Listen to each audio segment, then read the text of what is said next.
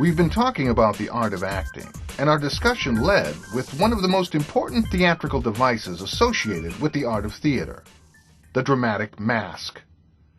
In the last section, we discussed how the mask began as a physicalization of the process of acting.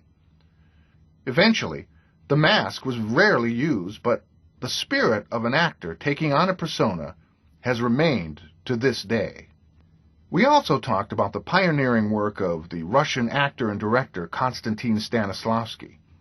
His work moved the art of theater toward a more truthful and artistic approach to the art of acting. In this section, we will take a look at how this approach caught on in the United States and how it still influences the art of acting in America today.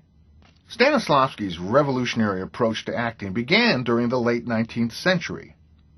Word of the effects of this new acting approach, as displayed by his company, the Moscow Art Theater, spread across the world and was being adopted by the Western world.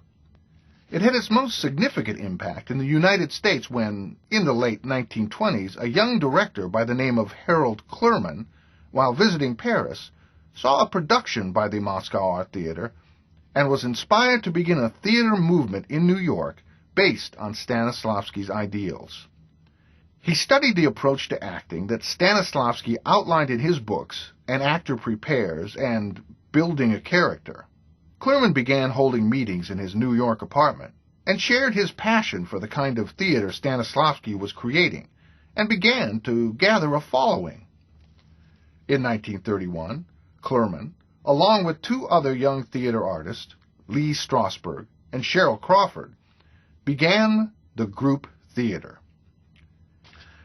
The young dreamers brought a group of actors and directors to a ranch in Brookfield, Connecticut that summer, and there they trained in the manner prescribed by Stanislavski. When the group returned to New York, they produced the Mark Greene play, The House of Connolly. With this production, the group theater had launched a new kind of acting in America. Lee Strasberg had taken the work of Stanislavski and made it palpable for Americans. He called his special approach to Stanislavski's teachings the method. Even today, there are actors who are referred to as method actors because of their obsessive attention to the detail of their characters' inner lives. It is this special attention to the inner life of the character that made the method approach to acting unique to the playgoers of that time. The group theater had a tumultuous 10-year existence before they disbanded in 1941.